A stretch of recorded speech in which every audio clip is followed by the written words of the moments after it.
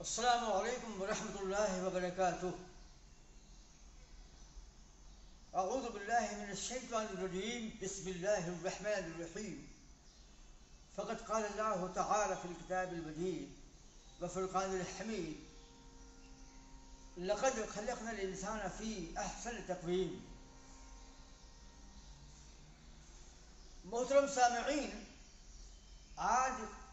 ہمارے خطاب کا عنوان ہے گلینڈس یعنی غدود اور ہارمونز۔ اللہ تعالی نے قرآن عظیم میں ارشاد فرمایا ہے کہ لقد خلقنا الانسان فی احسن تقویم، کہ ہم نے تحقیق انسان کو بہترین شکل میں پیدا کیا ہے۔ یعنی اللہ تعالیٰ کی اس تخلیق میں، اس انسانی شاہکار میں خود اللہ تعالیٰ نے اس کو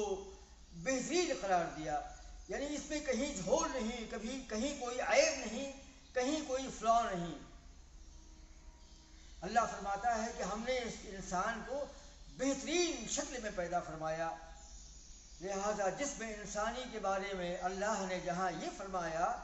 وہیں پر یہ بھی ارشاد فرمایا قرآن عظیم کی آیات میں، حم میم سجدہ وغیرہ میں، کہ سنریہم آیاتنا، یعنی ہم عنقریب دکھائیں گے نشانیاں اپنی، فی الآفاق، آفاق میں، وفی انفسہم، اور ان کے نفوس میں، ان کی ذاتوں میں، حتی یتبین، یہاں تک کہ حقائق کھل کے سامنے آ جائیں گے۔ یعنی آفاق میں بھی، اسپیس میں بھی، اور جسم انسانی میں بھی اللہ تعالی اپنی ربوبیت، اپنی خالقیت کے دلائل پیش کرے گا مستقبل میں۔ لہذا نبی کریم صلی اللہ تعالی علیہ وسلم کے زمانے میں چونکہ سائنس کا ارتقا نہیں ہوا تھا، بلکہ آغاز بھی نہیں ہوا تھا، لیکن اللہ نے اسی لیے فرمایا کہ ہم مستقبل میں عنقریب دکھائیں گے نشانیاں اپنی خالقیت کی، اپنی ربوبیت کی، اپنی تخلیق کے بارے میں، یہاں تک کہ باطل پر یہ امر متحقق ہو جائے گا اور باطل پر اللہ کا وجود ثابت ہو جائے گا۔ لہذا جدید دور میں انسانوں نے جہاں آفاق یعنی اسپیس میں بے شمار جدید معلومات کا اضافہ کیا، اور سیاروں کے بارے میں، آسمان کے بارے میں، تاروں کے بارے میں، سورج کے بارے میں، زمین کے بارے میں، پہاڑوں کے بارے میں، اور جسم انسانی کے پوشیدہ رازہائے سربستہ کے بارے میں جہاں بے شمار تحقیقات کی، وہیں پر اللہ تعالی نے قرآن عظیم میں یہ ارشاد فرمایا کہ ہم نے انسان کو بہترین شکل میں پیدا کیا ہے۔ آج ہمارا عنوان ہے غدود یعنی گلینڈس، گرنتھیاں، اور اس سے نکلنے والے ہارمون۔ جسم انسانی میں اللہ تعالی نے مختلف مقامات پر غدود پیدا کیے ہیں، گلینڈس پیدا کیے ہیں، GLANDS، گلینڈس پیدا کیے ہیں، جس کو ہندی میں گرنتھی کہا جاتا ہے۔ اور یہ گرنتھیاں اپنے اندر سے کچھ مادے پیدا کرتی ہیں، کچھ مائع نکالتی ہیں، کچھ فلوئڈس نکالتی ہیں، اور یہ جسم انسانی میں مختلف مقامات پر پہنچ کر کے اپنا کام، اپنا اثر کرتے ہیں، اور ان کمیوں کو دور کرتے ہیں جو جسم انسانی میں پیدا ہو جاتی ہیں۔ لہذا اللہ تعالی نے دماغ میں، جو برین ہے، ہیومن مستشک، اس کے اندر اللہ نے ہائپو تھیلیمس پیدا کیا۔ دماغ کے حصے ذیلی میں، نچلے حصے میں اللہ نے مٹر کے دانے کے برابر ایک حصہ، جس کو ایک آرگن ہے، جس کو ہائپو تھیلیمس کہا جاتا ہے، اور اس کے ٹھیک نیچے بہت چھوٹی سی گول گرنتھی ہے جس کو پیٹیوٹری گلینڈ کہا جاتا ہے۔ یہ دونوں گرنتھیاں، یہ دونوں گلینڈز جو ہیں،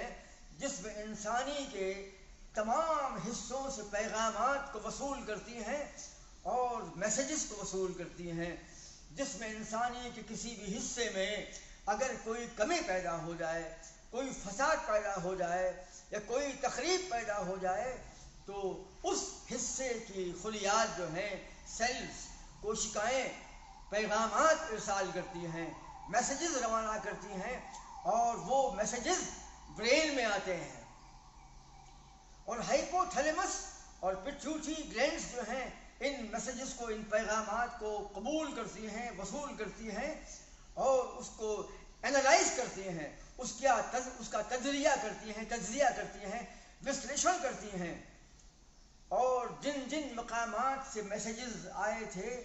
کہیں پر خلیات کا ڈیمیج ہوتا ہے، یعنی کچھ خلیات مر جاتے ہیں، یا کچھ R B C, W B C, platelets یا تھرمبوسائٹس میں کمی ہو جاتی ہے، یا کسی جسم کے کسی حصے میں کوئی فساد پیدا ہو جاتا ہے یا خرابی پیدا ہو جاتی ہے، تو وہ جسم کے خلیات جہاں پر وہ فساد واقع ہوا ہے وہ پیغام نشر کرتے ہیں اس مقام سے، اور تھیلیمس اور پیٹیوٹری گلینڈز جو ہیں ان پیغامات کو وصول کرتی ہیں، ہیومن برین ان پیغامات کو قبول کرتا ہے۔ اگر برین کو ڈائریکٹ کچھ میسیجز آتے ہیں تو برین جو ہے ہائپو تھیلیمس کو اور ہائپو تھیلیمس پیٹیوٹری کو پیغامات دے دیا کرتا ہے۔ یہ ہائپو تھیلیمس جو ہے پورے جسم انسانی پر مکمل کنٹرول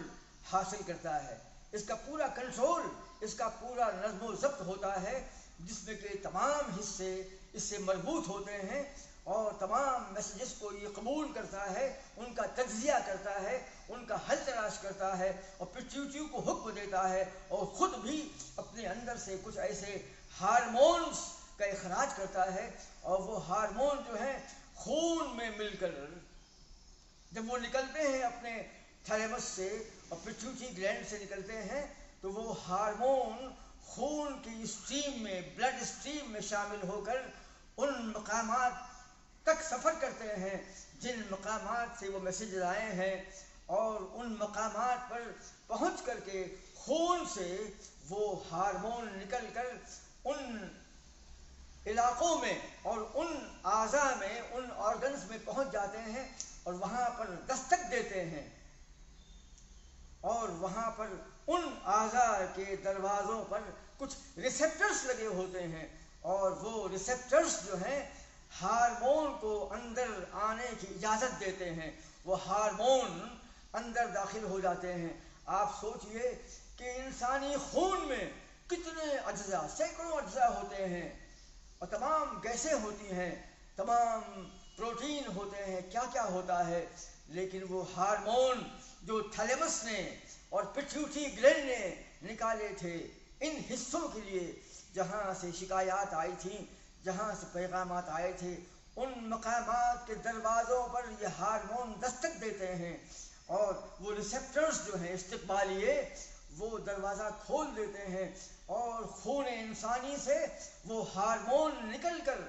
اس جسم کے حصے میں ریسیپٹر کے ذریعے داخل ہو جاتے ہیں، اور جن تقاضوں کے تحت ان ہارمونز کو پیٹیوٹری گلینڈز نے اور تھیلیمس نے روانہ کیا تھا وہ اپنا کام شروع کر دیتے ہیں، اور فساد کے بعد ان حصوں میں اصلاح کا کام یعنی ریفارمیشن کا کام شروع ہو جاتا ہے۔ یہ اللہ کا نظام ہے۔ بے جان مادہ، بے ضمیر مادہ، بے ضمیر شے جو ہے انہیں کیا خبر، جسم کے حصوں میں برین نہیں ہوتا ہے، تھیلیمس برین میں ہوتا ہے لیکن تھیلیمس کے اندر برین نہیں ہوتا ہے، پیٹیوٹری برین کے اندر ہے، دماغ انسانی کے اندر کا ایک حصہ ہے، لیکن خود پیٹیوٹری کے اندر جو ہے یہ سینس موجود نہیں، اور نہ کبھی تھیلیمس وہاں پر گیا اور نہ کبھی پیٹیوٹری گلینڈ جسم کے ان حصوں تک پہنچی، اور جسم کے وہ خلیات اور جسم کے وہ حصے جہاں سے پیغامات آتے ہیں، شکایات آتی ہیں، کمپلینٹس آتی ہیں، نہ کبھی وہ آئے، انہیں خبر نہیں کہ تھیلیمس کون ہے، پیٹیوٹری کون ہے، برین کیا ہے، اور ریفلیکس ایکشن کسے بولتے ہیں، کچھ خبر نہیں، پرتی ورتی کریا کیا ہوتی ہے، ان بے شعور، بے ضمیر، بے روح مادوں کو اور ان جسم کے اعضاء کو کچھ خبر نہیں، نہ وہ کبھی یہاں آئے ہیں اور نہ تھیلیمس اور پیٹیوٹری وہاں پر گئے ہیں، لیکن تھیلیمس ان پیغامات کو قبول کرتا ہے، پیٹیوٹری ان پیغامات کو وصول کرتی ہے اور تقاضوں کے مطابق، کمپلینٹس کے مطابق وہ ہارمون پیدا کرتی ہے. ہارمون خون میں ملتے ہیں اور وہ خون میں سفر کرتے ہوئے انہی مقام پر پہنچتے ہیں جس مقام پر انہیں پہنچنا مقصود ہوتا ہے، منظور ہوتا ہے. اور وہاں پر پہنچنے کے بعد ریسیپٹر کے ذریعے وہ ہارمون اندر داخل ہو جاتے ہیں اور اپنا اصلاحی عمل شروع کر دیتے ہیں. یہ تھیلیمس سے نکلنے والے ہارمون اور پیٹیوٹری گلینڈز جو ہیں، یہ جو ہارمون خارج کرتی ہیں، یہ ہارمون ہیومن بلڈ پریشر پر کنٹرول کرتے ہیں. اگر بلڈ پریشر زیادہ ہوتا ہے اسے کم کر دیتے ہیں، کم ہوتا ہے تو زیادہ کر دیتے ہیں. نیند اگر زیادہ انسان لے رہا ہے تو اسے متوازن کر دیتے ہیں، سنتولت کر دیتے ہیں، اور اگر کم ہوتا ہے تو اسے مناسب کر دیتے ہیں.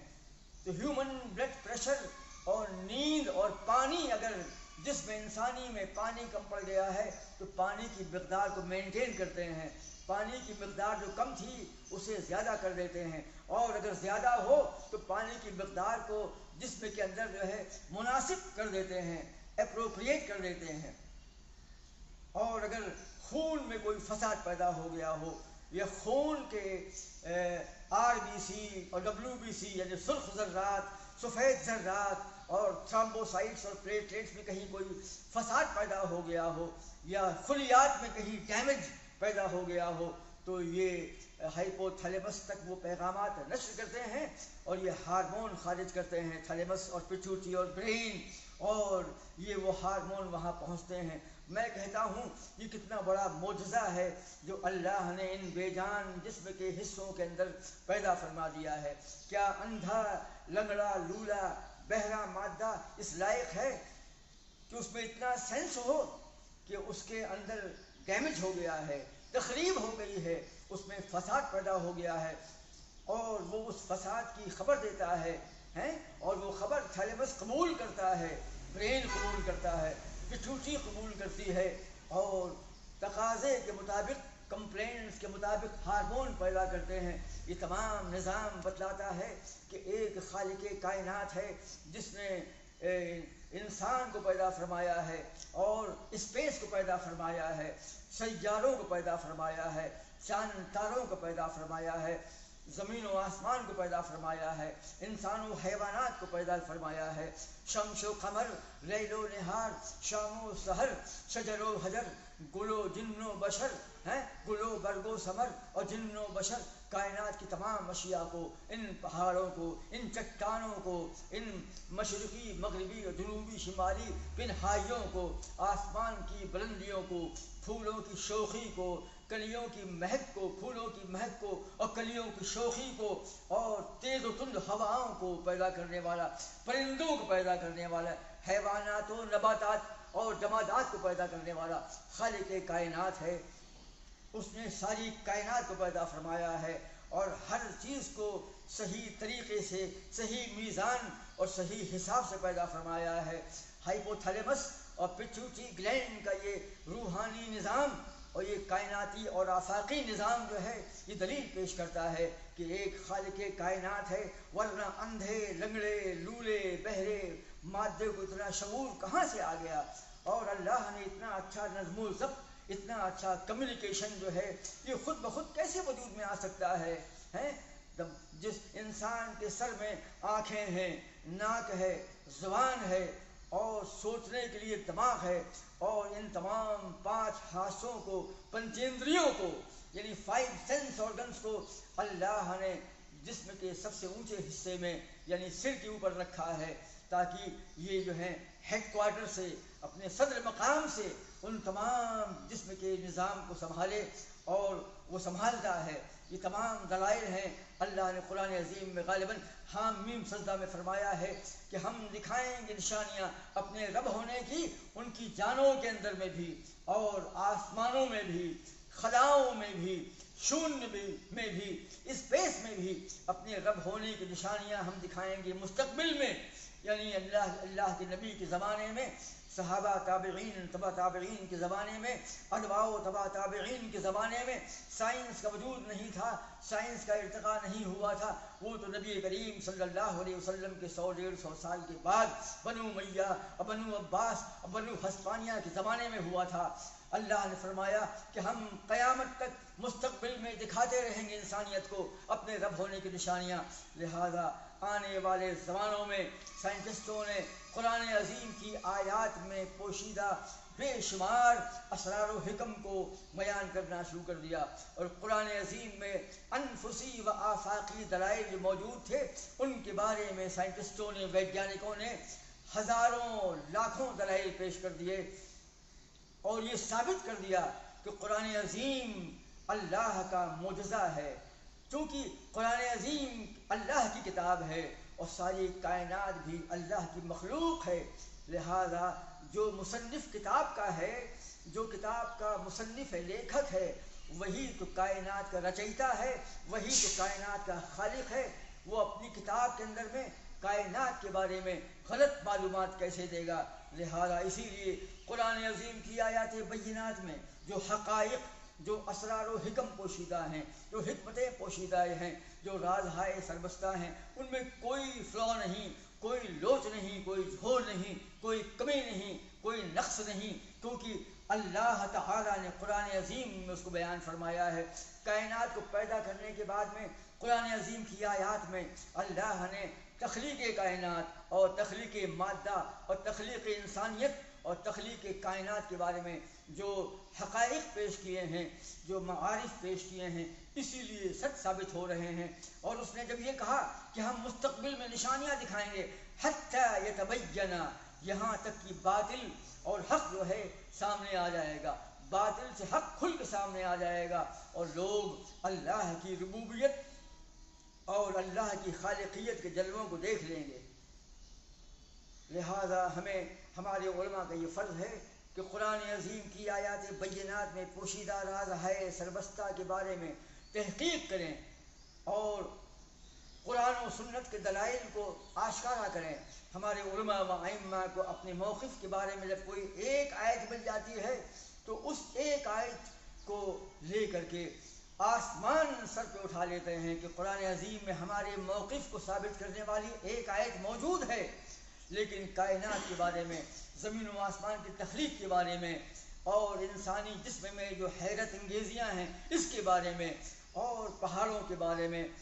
آسمانوں کے سیاروں کے بارے میں، چاند تاروں کے بارے میں، پرندوں کے بارے میں، مادے کے بارے میں، سمندروں کے بارے میں، ندیوں کے بارے میں، پھولوں کے بارے میں، پودوں کے بارے میں، اور ندیوں کے بارے میں ہیں، تمام چیزیں جو ہیں اللہ نے بیان فرما دی ہیں۔ اور یہ بھی فرمایا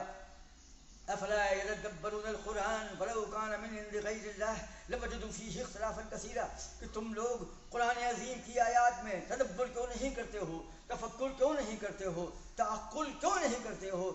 اگر یہ اللہ کا کلام اللہ کے غیر کا ہوتا تو تم اس میں بے شمار اختلافات پاتے۔ قرآن عظیم کی آیات بینات میں اختلافات کا موجود نہ ہونا اور اس میں کوئی لوچ یا کوئی جھول نہ ہونا، یہ اس کے من جانب اللہ ہونے پر دلیل ہے، اور ایک محکم دلیل ہے۔ اگر قرآن عظیم کی آیات اللہ کے رسول بیان کر رہے ہوتے اپنی جانب سے، جیسا کہ مغربی مصنفین کا دعویٰ ہے کہ یہ نبی نہیں، یہ اپنے من سے